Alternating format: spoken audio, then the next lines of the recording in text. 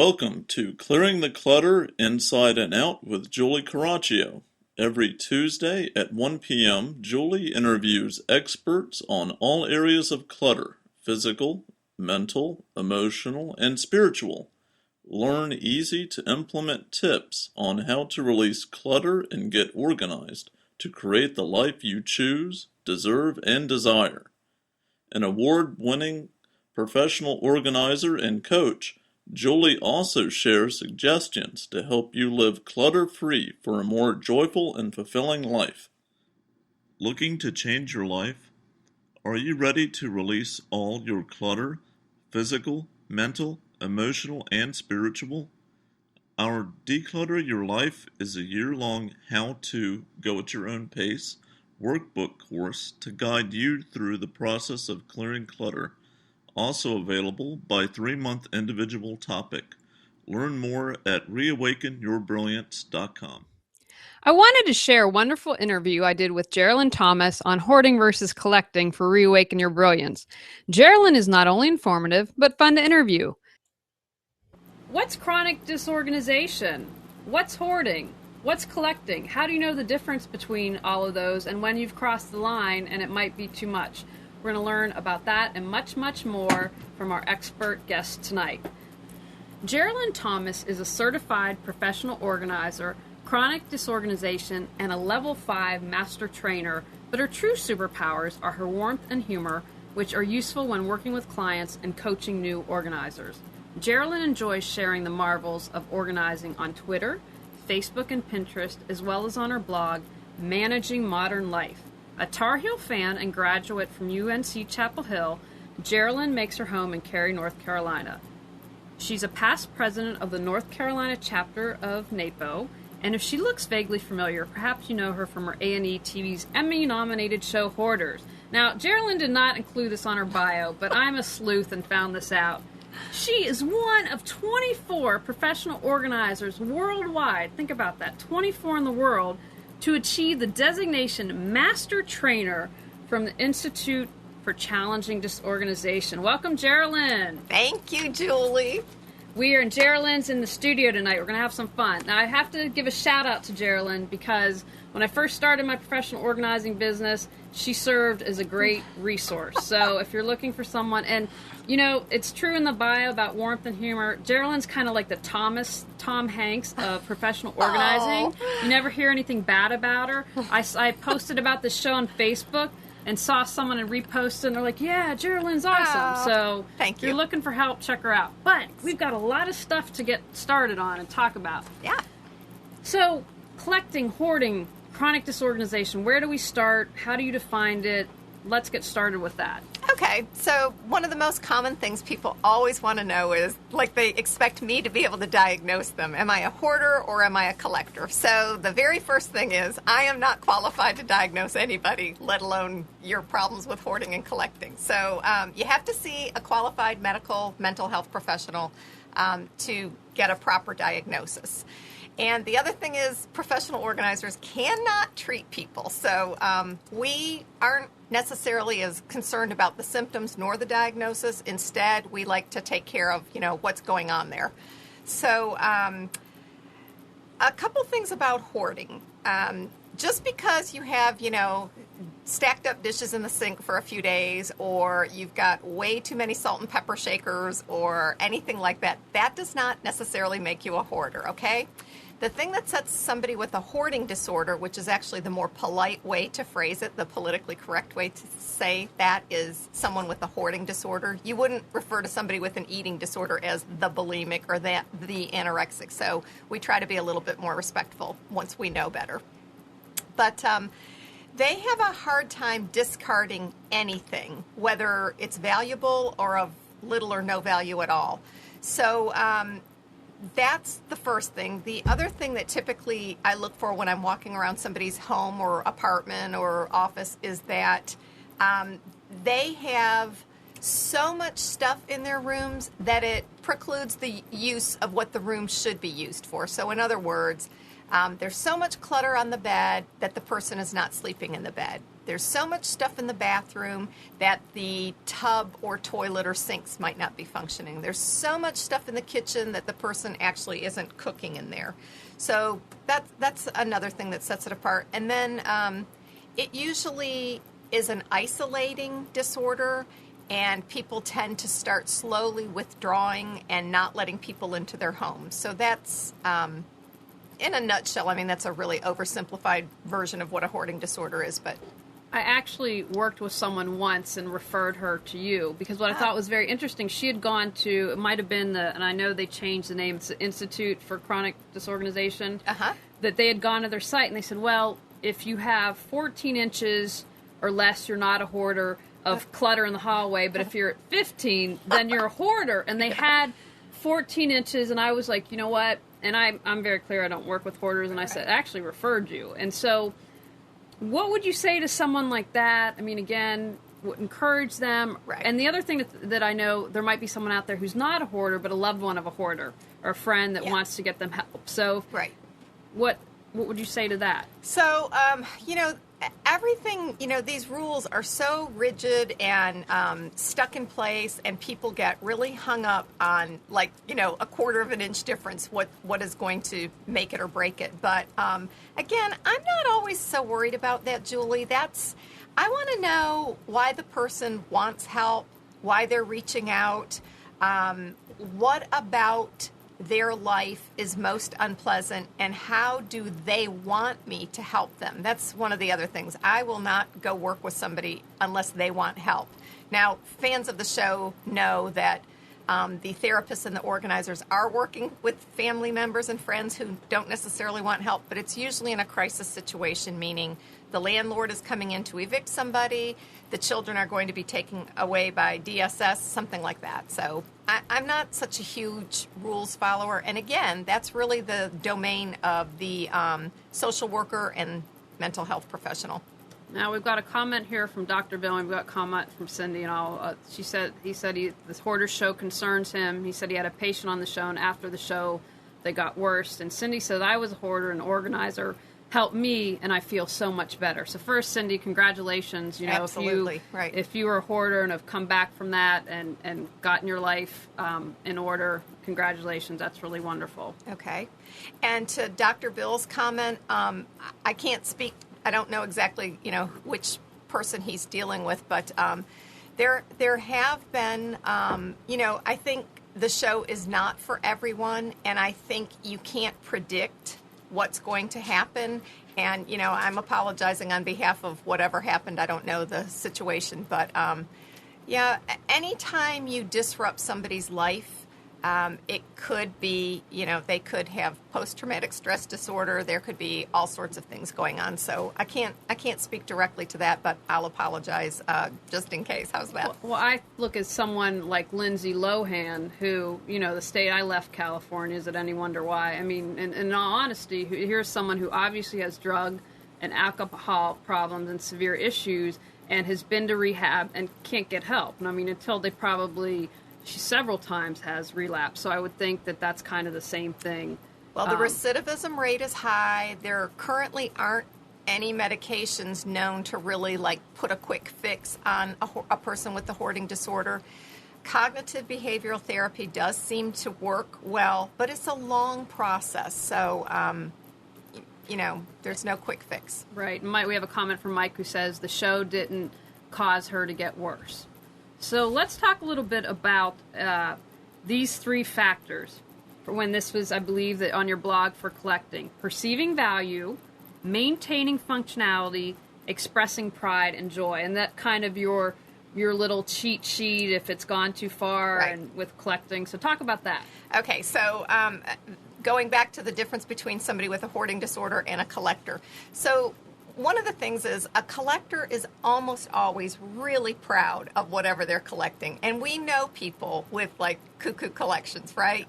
Come see my bottle cap collection, come see this and that. I mean, unless you understand what they're collecting, sometimes it's kind of comical. I have collectors in my family, so I'm talking about them, and they know it. But collectors are proud. They want to have you in. They want to show off their stuff. usually, not always, but usually if you offer a collector hard cold cash and it's more than what they paid, they will up trade in a minute. So they'll take the cash in order to go get something bigger and better, right? You will not ever see that with a person with a hoarding disorder. And we have even tried on the show. We've brought in appraisal experts, antique dealers, and they have offered them what the antique is worth or what the thing is worth and then a little bit above. And it's just, they don't want to let go. And I want to remind everyone, if you have a question for Geralin, chat it. I'm happy to ask. Or you can call 919-518-9763 or Skype Computers 2K Voice. So talk about the science. You talked about isolation. I lost my train of thought here. Then how does, so if I want to do a brief overview. So we've talked about hoarding. We've talked about collecting. How does chronic disorganization play into all that? Well, a lot of times the population that I tend to work with most are chronically disorganized people. And a lot of times those people have disorders that sort of piggyback off one another. So sometimes somebody who has been chronically disorganized may also have depression, or they may have another coexisting disorder, an eating disorder. They may have several disorders. And oftentimes, they are unable to function for long periods of times, or they function well outside the house, but the minute they come in, like they hold it together just enough to go to their job and barely get what they need done. And their inside falls apart, the inside of their house. So when you're working with chronic disorganized clients, then, for instance, they might also be working with a therapist, because if they have two things going on, you kind of are both tackling one issue at a time. Right. If that client, so if someone has a hoarding disorder, I will not work with them unless they agree to work with a therapist, because I've said it before, I cannot really help somebody with a hoarding disorder. It has to be a collaborative process. With someone chronically disorganized, oftentimes the organizer is the first person to be invited into the house or to kind of hear about their problems. And again, most of us do not ever try to play therapist. We strongly suggest that they go seek help for somebody that is qualified to help them. Oftentimes it's therapy or medication or a combination. Now, if the client agrees to let the therapist and the organizer talk and signs off on that, that's really the best situation, because then the organizer can share what's going on in the home with the therapist. The therapist does not share with the organizer what's going on in their sessions. I appreciate you clarifying that for me, because, one thing I always have, I want people to take action, to do something. I always have a get off the couch segment, which, here you're forgot to do at the beginning. I'm just so excited to have Geralin in the house. But your get off the couch is, we've got sound effects. I'm waiting for the sound effects. Pause. Get off the couch is to get rid of clutter this week. Whether it is mental clutter, such as anxiety or stress, because that's not doing any good.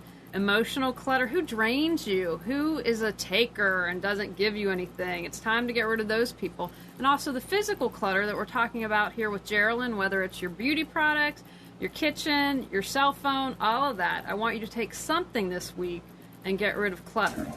But I do the show because I know people are amazing and they have all these gifts to share. But it's important to distinguish that, because I always thought, well, is chronic disorganization a crutch? Do you know what I mean? Like, when someone say, well, I'm chronically disorganized. I'm sorry, I forgot your birthday for the 5th time, Julie, which is the 21st if a family member's listening. But, but I think that's important to know. Do you know what I mean?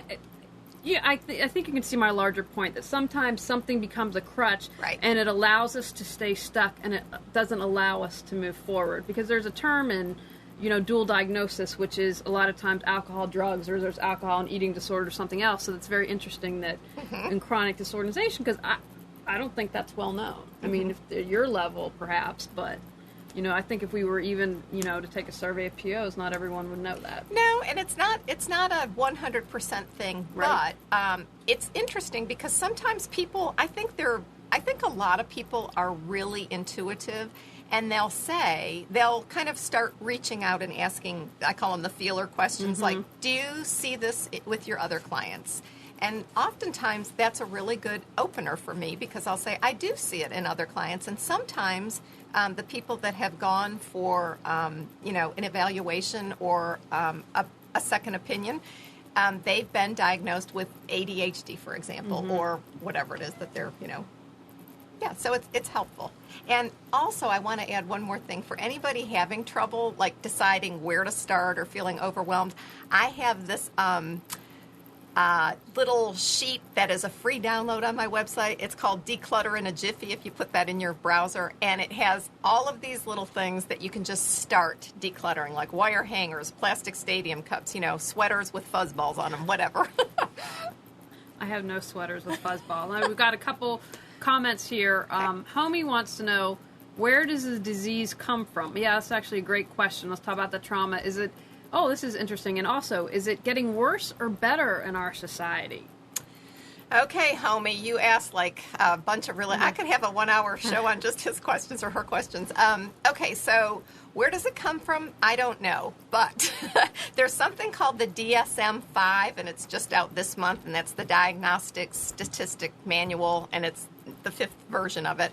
And it's causing this really huge uproar in the APA, American Psychiatric Association. And I'm not a psychiatrist, but I read a little bit, just enough to make me dangerous online, right?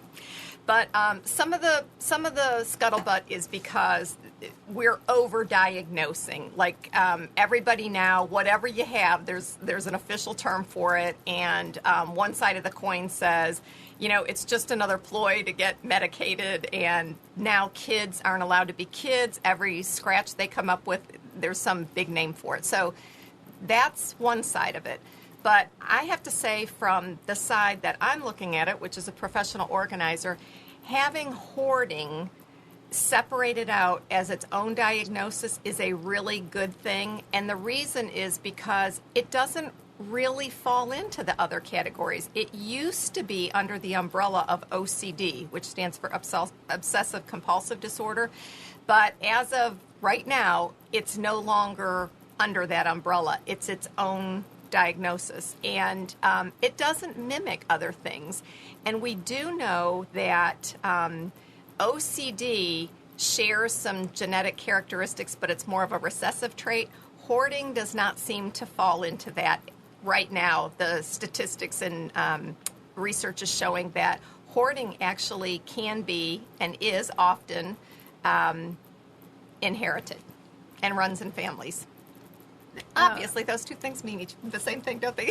Right. No, but that's good. But so, see, my kind of understanding was that there was a trauma, just like as eating would cause a trauma, or not eating, or alcoholism, or drug abuse. I think of that show Intervention. Oh, gosh, which, yeah. was, I can't watch because... It traumatizes you to watch the show, yeah. It's so... I remember seeing, I think I maybe watched one full episode, and I was just like this afterwards. And so I always assume, well, you should never assume, but that it was a trauma that triggered it. Maybe they had all their toys taken away as a kid, and they didn't get a say in that, or maybe they lost everything in a fire, and it just gets worse. It seems to, like, if you isolate and right. And there are a lot of links to it being post-trauma.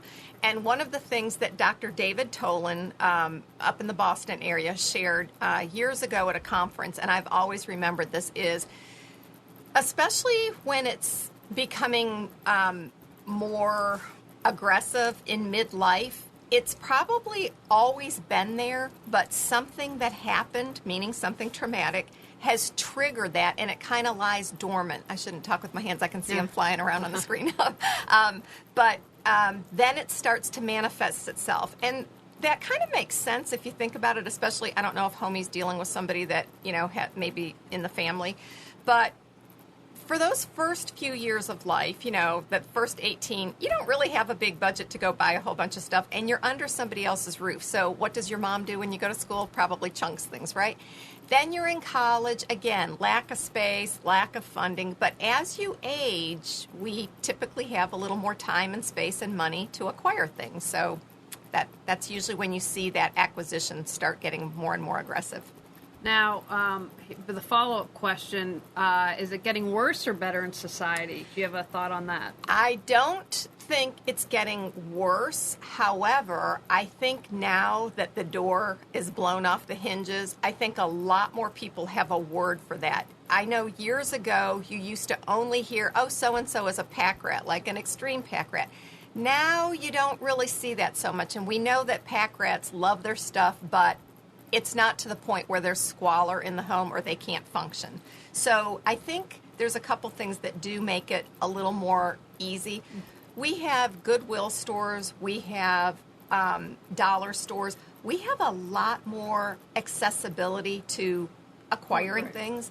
And we also have online shopping. So we can shop 24/7 in our PJs and never leave the house. And then here comes, the delivery person with more and more stuff. So Red Candy Spelling had a room in that big old mansion she had that I think was giant warehouse. Right, that was just from her online shopping. Yes. It's incredible. Online shopping is like a game changer for people. But since Homie brought up society, I'd like to talk for a second about the effects of society of hoarders. I was getting pest control. We had a moth issue in my house the other day, and so the guy came and we just started talking about pests, and he started talking about bed bugs, which every time I hear that I feel like I need to itch. But He said, for the first time in my career, I had to say no to someone. And I said, well, what happened? And he had his smartphone, and he showed me a picture, and he said I didn't have a choice. They had bed bugs, but there was clutter. The bed was there, but it was surrounded by clutter. He said, you have to heat the room to 150 degrees.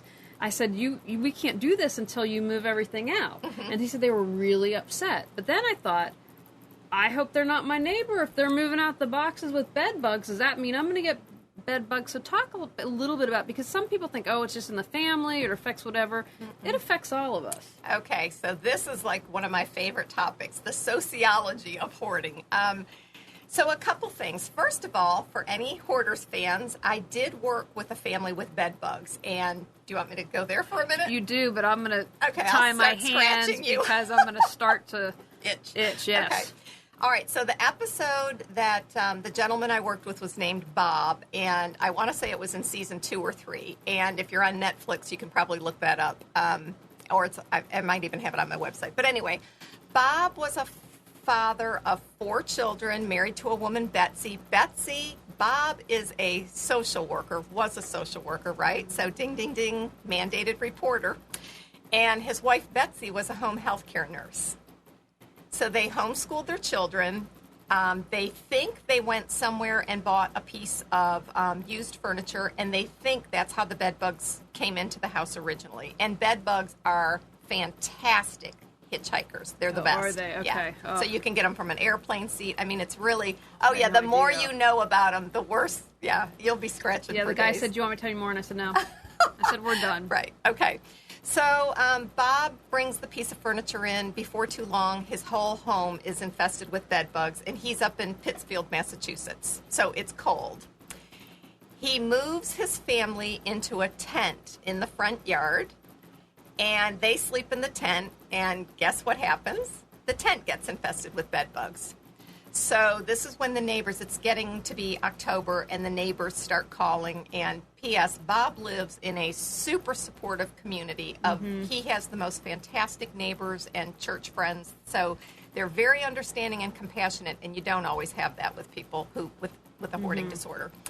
But anyway, he moved his family from the tent into his workplace. He snuck in there at night and had the family sleep there while no one was looking. And, of course, you can predict what happened, right?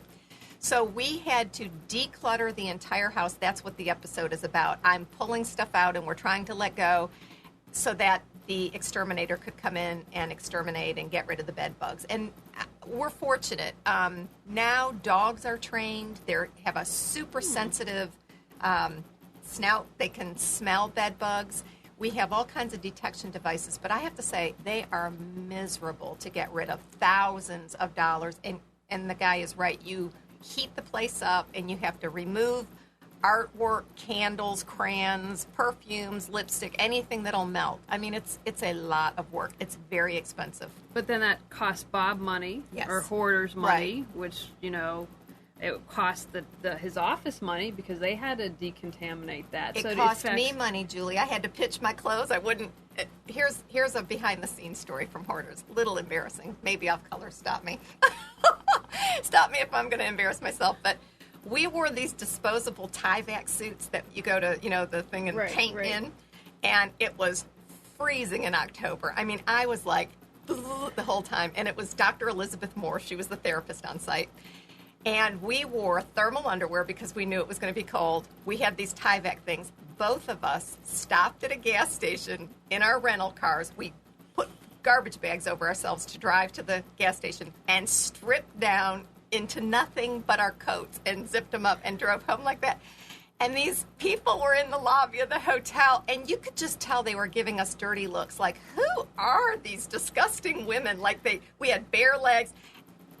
It was all I could do not to yell from the top of my lungs, I'm doing all of you a favor, so don't give me the dirty look, right? But we tied our stuff up in a trash bag at the gas station and labeled it "Bed bugs do not," and right. And everything you get rid of, it has to be disposed of properly because we didn't want other people coming to their curb, picking up the trash, and then taking bed bugs to their home. So it's a big old I'm mess. hopefully not going to have bed bug nightmares tonight. We've got a question from Nikki. Okay. Does this problem equally affect men and women? Yes, actually, right now we think so. Now, here's something interesting, Nikki, or at least it's interesting to me. The people that make up at least my clientele and most other organizers that I talk to all over the country, women make up most of our clientele. Now, that does not mean that women are more likely to be with a hoarding disorder. It means that women are most likely to reach out for help. Okay. So it's a very interesting dynamic there. And across the board, organizers agree, and this is very informal survey, just us gossiping at conferences, but most of our clients are crafters, nurses, and teachers. And we think it's really fascinating that they're all in very nurturing professions, right? So again, we don't know if that's just the type of personality because they help people all day. Are they more likely to ask us for help and not be embarrassed or stigmatized? Or is there something about that personality who's drawn to that profession that maybe when they're traumatized or have something happen to them, that is the way their brain reacts to that? Mike says it means men will not admit to having the problem, which is probably... Well, and Mike is absolutely right. It's not that they won't always admit. There's a lot of embarrassment. Even now, women are much more likely to go to a therapist and get help than a man. So, men seem to be okay living alone and secluding themselves. Women tend to be more out there with stuff. Well, the most famous hoarders were the Collier brothers in New York, That's right, exactly.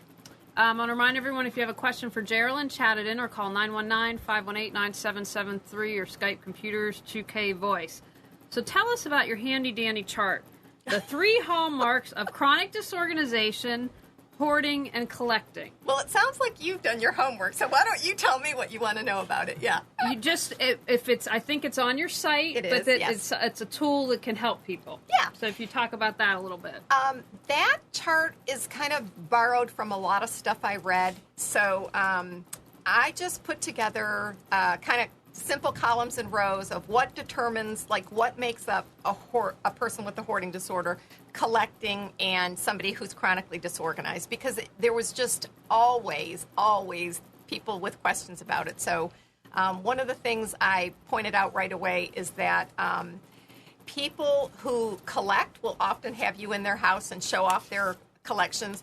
People who are chronically disorganized, they're not embarrassed to have you in, but a person with the hoarding disorder, a lot of times you will never be invited in. And that's why, Julie, oftentimes their homes are just in total disrepair. They're too embarrassed to even let in repair people. Mm-hmm. I completely understand that. We've got a couple questions for you here on chat. Butch wants to know, what do the hoarders tell you they are keeping the stuff for? Is it just someday they think they will need the stuff?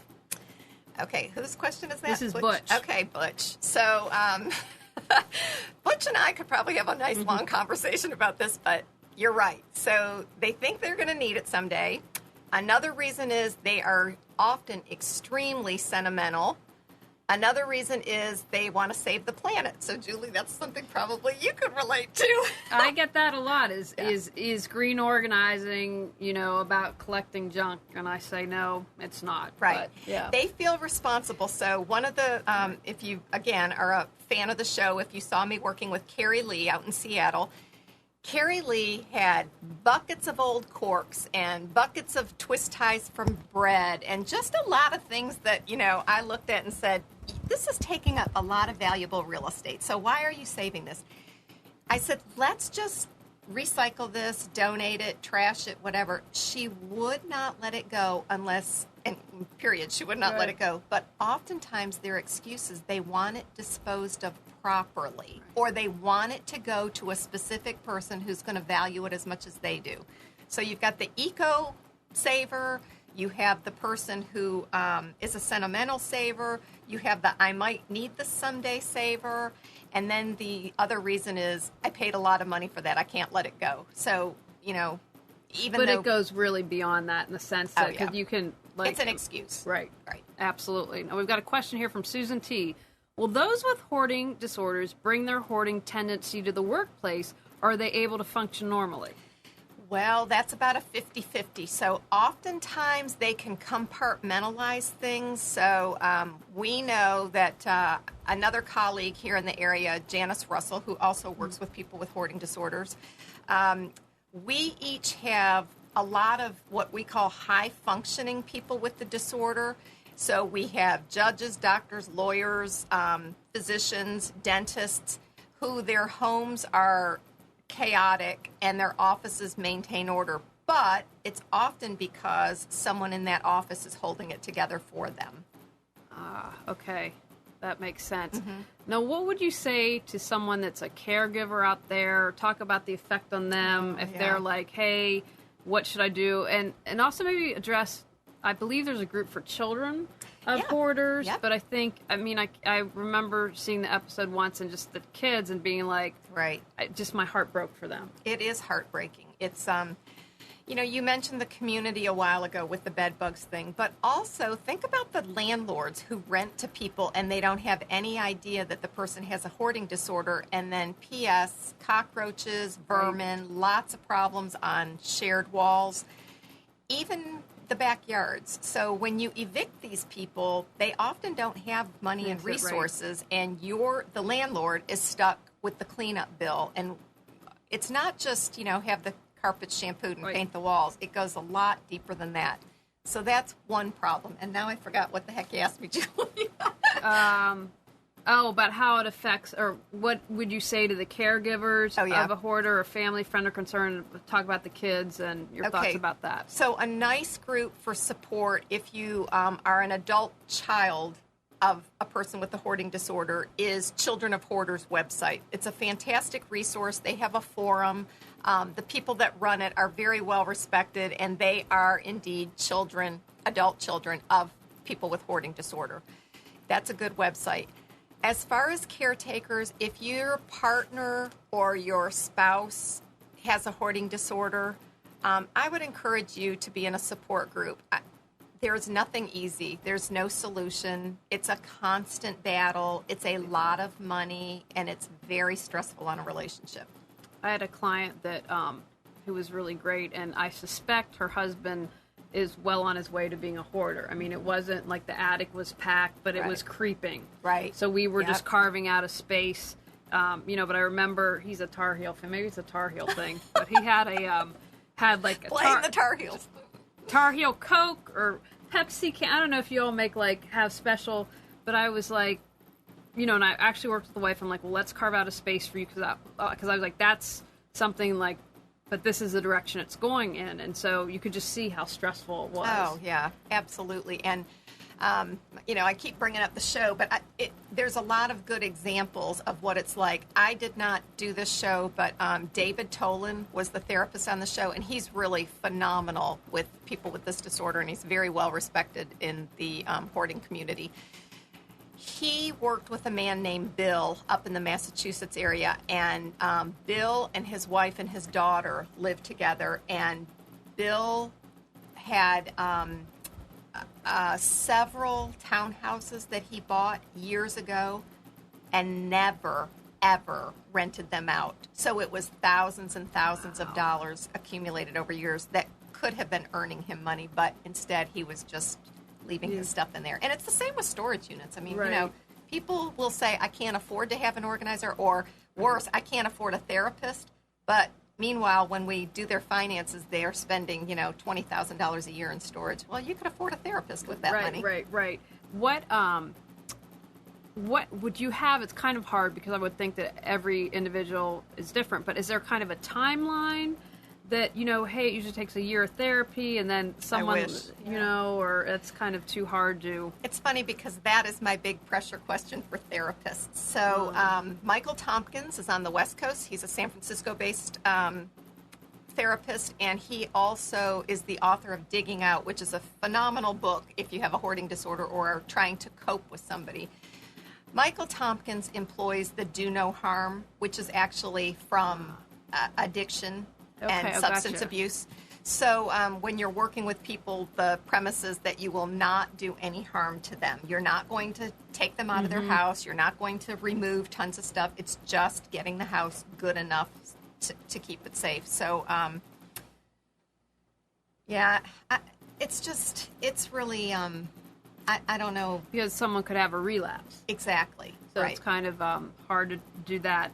Well, another thing I want you to talk about, because I don't think people realize, they see the show, the whole house in 1 hour with commercials, woohoo! Yeah.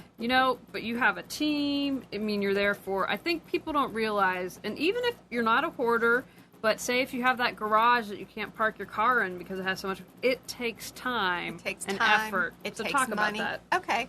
So one of the things that I'm always pressuring the therapist for is, can you give us a timeline? Can you just tell us 24 visits and they'll be on their way? Or 2 years of therapy and it looks promising, or it'll be a make it or break it, but they can't do that yet. And as far as the show goes, it is one of the criticisms of the show. Oh, you come in and you do everything and it's traumatizing and it's too fast. But again, it is a crisis situation. Right, these people are going to lose their children, so we often do the best we can. It depends really on what the resources are. So do you have a got junk or a college guys, college hunks hauling junk crew? Do you have therapists available? Do you have professional organizers available? Even if you can't do that, get one project manager and maybe people from a church or people in the community to come help you. But we know that family members helping are often not helpful. It just really exacerbates and inflames a bad situation. Oh, yeah. I've learned that the hard way. Yeah. Just my mom, I was like, hey, do you want me to organize your pantry? No, I was threatening to kill her grandkids. I'm like, all right, tell me how you really feel. We've got an interesting comment here from Hung. I work at a public storage facility, and it's our industry's dirty little secret. I'd estimate a third of our customers fill their units with junk, real junk, stuff worth nothing. Right. And, I always got to chuckle when I watch Storage Wars because I've been on I haven't been on Storage Wars, but I've been to some of those storage units, and there's rarely anything of value. So Hung's right. A lot of that stuff that's being stored is not good. Think about how much money they're spending. How much money, and also you brought up before, the pest control thing. So if you've got tons of cockroaches in your house and you're boxing your stuff up and taking it to a storage unit, not always a good thing for your neighbors. Yeah, Susan says, how many actual hours per day does the crew work on an episode of Hoarders? Oh my gosh. Okay, so we work long hours, but so we're there from about 8 in the morning until 5:30, 6 at night. We take a break for lunch. The camera and sound guys have to take a break. That stuff weighs a ton. But the organizers and the crews usually keep working, and the got junk people on that show. You think they're good on the show, they're better in real life. They're amazing. Those people are angels. So we film, at least the episodes that I've been on, it's about 36 hours on a short filming episode for 18 minutes of TV. It's a lot of work. That's great. Well, I have to admire you because I volunteered on a hoarding project 2 years ago in the winter. And it was here. I thought I was going to go for me, I'm a very visual person, so it was a small Overwhelmed. house. I was overwhelmed. Yeah. I mean, we had 5 of us, and we didn't work. We took a break, lunch. Maybe it was a 7 or 8 hour day, but I just, it's like I just needed to go home and not look at anything. It was, for me, it was overstimulation. The only time we would ever do that is in an absolute crisis situation, because most people with the hoarding disorder, there's something called decision fatigue that sets in. They are not capable of making 8 hours worth of decisions. So only when everything's being risked do you do that. And oftentimes we ask permission in advance. And can we throw away anything that has fecal matter? Can we throw away junk mail? Yeah. Can we, so we get a pre-approved list, and that way we kind of reduce the number of decisions being made.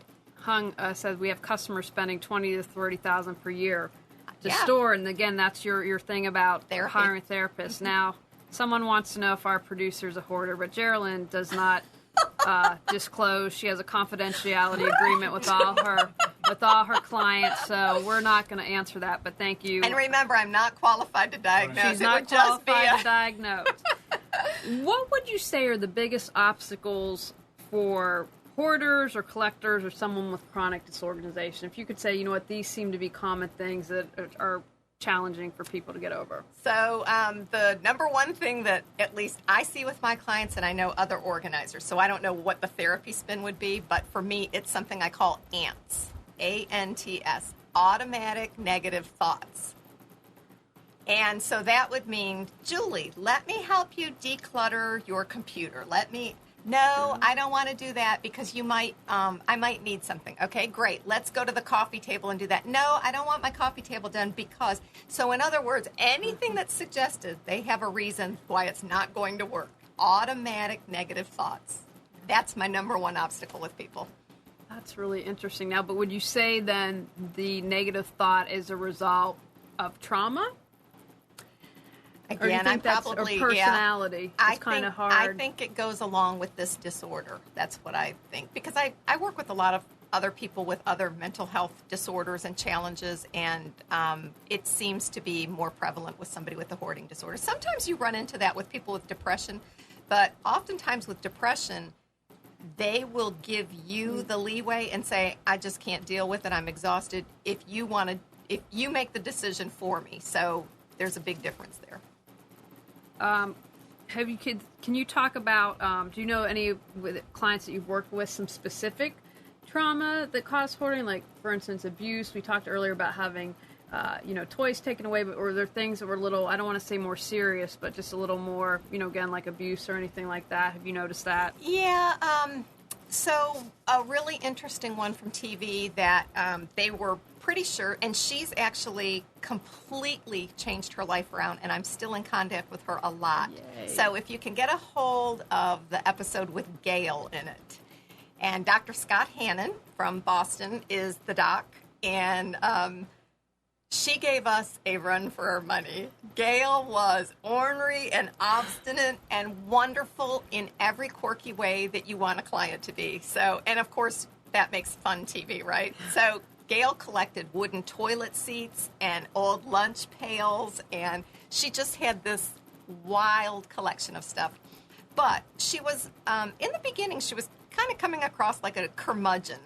But there was something about her that, I don't know, she just really, it's almost like I could sense she was ready. She's on that breaking point. And I could tell how she was answering Dr. Hannon all the time, that she was really trying. She was really making an effort. And, of course, they edit out some of the, parts where she's making an effort. But that's just what you have to put up with. But anyway, the first night of filming, Gail lived in a big house, a historical house in Seattle, and no heat, and only one room had electricity. Gail was a woman in her late 60s and needed surgery, and that was the crisis here.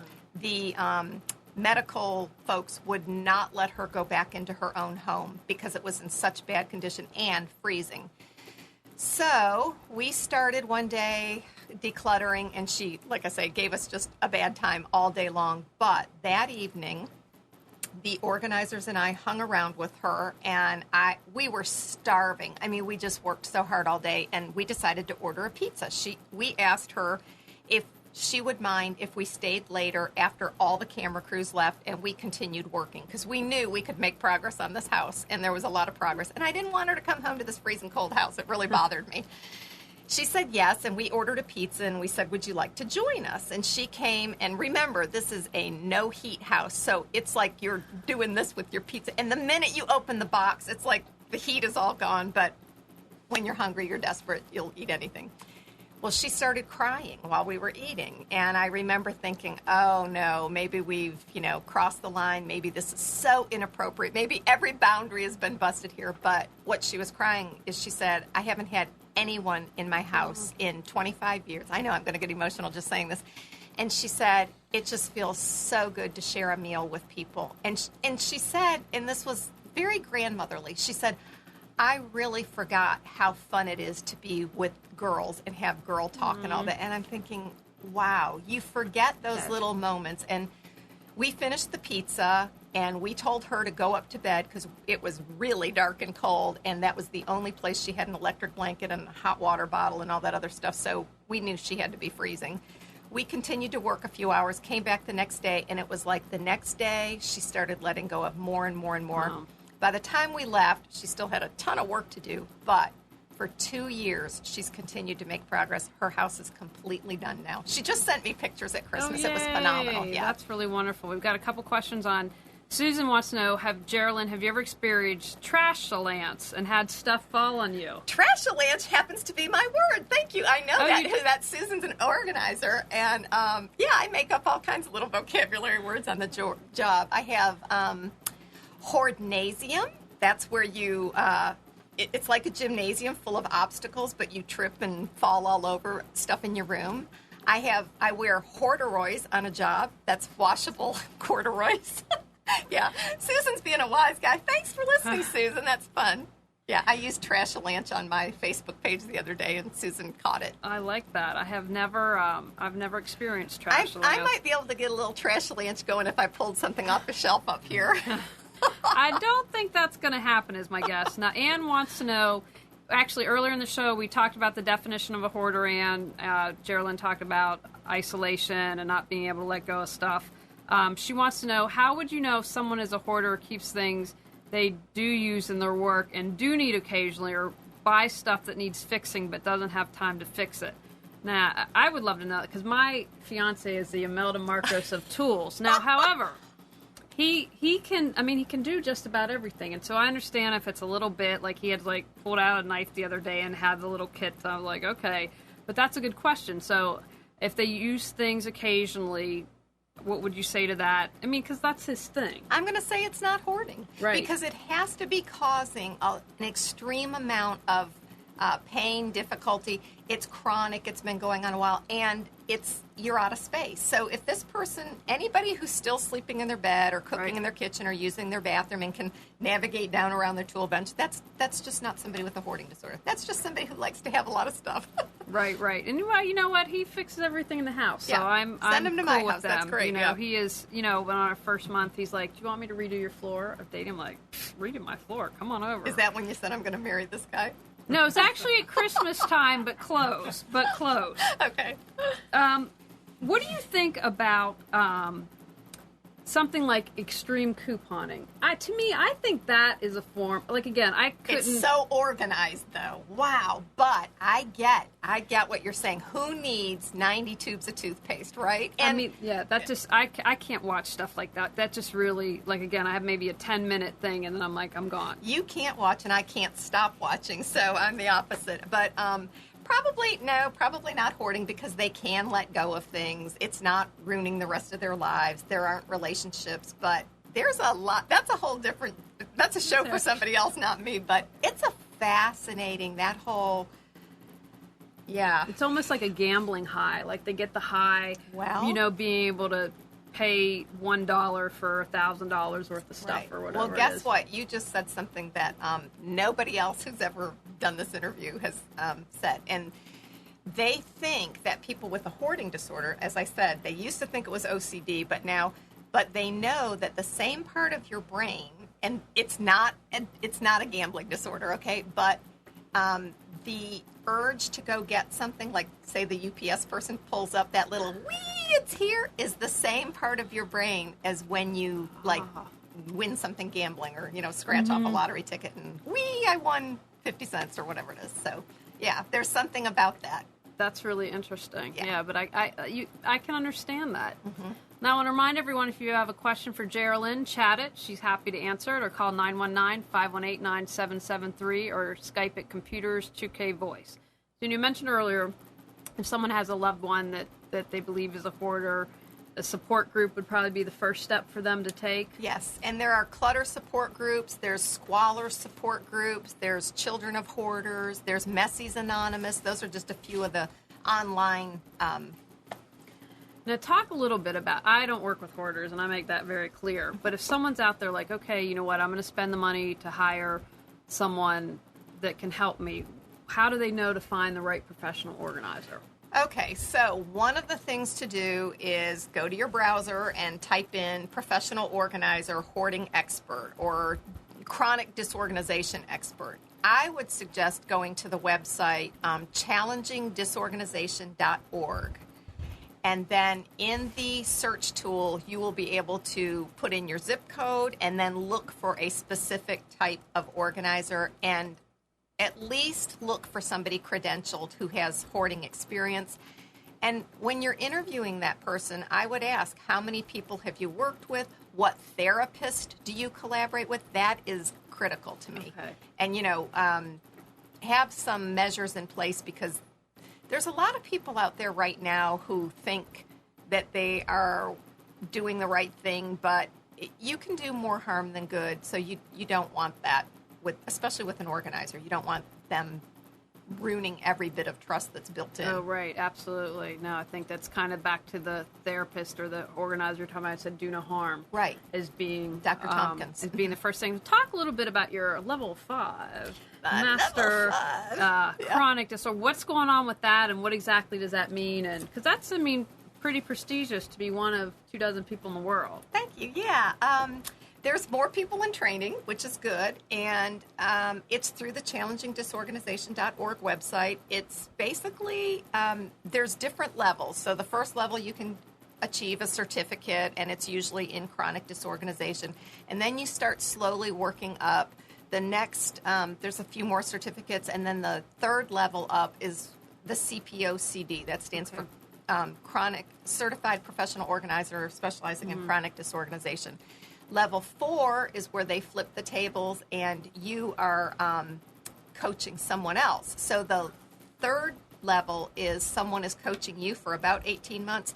And then level 4 is you coach. And then level 5 is another continuation of combination coaching, reading, writing papers. So it's a pretty long, involved, you better be serious when you start. Yeah, it's a serious investment of cash and time and a lot of work. A lot of work. But you know what? You love what you do. I love what I do, and I love my clients. And that's what, and I just have to say, I have a friend that works for Geralin. She's like, thank you for sending Geralin my way. I love her. Yeah, I think she's wonderful. Now, I ask all guests 2 questions that are really important to me. What would you say to someone who's struggling right now? Maybe they've got clutter, maybe they're a hoarder, but maybe they're going through a divorce or just at a really challenging time in their life. What would you say to them? Okay. Are they contacting me for organizing help or help in general? You can talk it to what you'd suggest from an organizing perspective, or just a general advice you'd say if you had a friend who was struggling. What would you say to I like someone? To ask a lot of questions, and sometimes I find that by asking questions, these people actually have a lot more intuition and answers within them. So I love to start with, let's talk about how well you're practicing self-care right now. And usually it starts off pretty benign, nothing invasive, but if they're open-minded and willing to share it with me, I usually like to start digging deeper. How much do you sleep? Are you happy in most of your relationships? Are you socializing? What do you do for fun? What's your diet like? And then I like to find out again, if they're open-minded and willing to try and experience different things. Sometimes people just get in a rut and need to change things around. And of course, if if it is a mental health disorder, I always suggest they go get an evaluation. Okay, now I did it a little late in this interview, but I'm all about getting off the couch. So what one step Doing. can people take right after the show, before they go to bed or tomorrow morning to reawaken their brilliance? I think, okay, so here's a really quirky, weird thing that I like to do every once in a while. Change hands with whatever you do. So if you're right-handed, try brushing your teeth with your left hand, open your car door, open your refrigerator, change hands. It changes everything. And when you're changing hands, link another good habit to it. So if you just try for 1 week, 5 business days, turning things upside down, and if you usually have a cup of coffee before you unload the dishwasher, link it to something else. I'm going to unload the dishwasher and reward myself with a cup of coffee. After I reward myself with that, I will do something else. So it's a good thing, bad thing, good thing, bad thing. Oh, I like that. Yeah. That's very unique. I'm just trying to think about brushing my teeth. And I'll throw one in because I know you're varsity squad, okay? So as you're brushing your teeth, I have one of those timers on my toothbrush.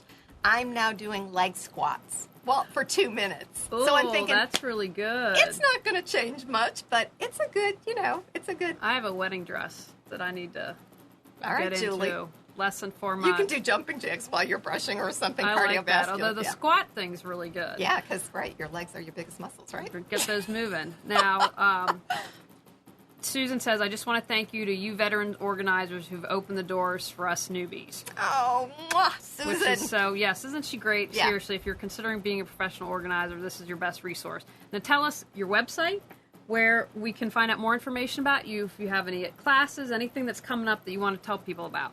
Okay, I teach monthly classes for anybody who wants to be a professional organizer. You can find more information about those at NAPO.net. That stands for National Association of Professional Organizers.net. That's a mouthful. And if that wasn't enough, my website is metropolitanorganizing.com, and I'm located in Cary, North Carolina. And she's got wonderful things. I am a firm believer that everyone should get over their fear of public speaking, and I'd been speaking a couple years and got Geralin's public speaking packet, and it makes life a lot easier. It's super organized. I was like, ooh, not that I should have been surprised about that, but that is very important, and that's a great tool. Whether you're going to be a professional organizer or in business, it's something important. Go out, clear some clutter to create the life you choose, deserve, and desire. Looking to change your life? Are you ready to release all your clutter, physical, mental, emotional, and spiritual? Our Declutter Your Life is a year-long how-to, go at your own pace workbook course to guide you through the process of clearing clutter, also available by 3-month individual topic. Learn more at reawakenyourbrilliance.com. Thanks for tuning in to Clearing the Clutter Inside and Out. Sign up for our newsletter and receive a free copy of 10 clutter-free living tips. Ready to create the life you choose, deserve, and desire?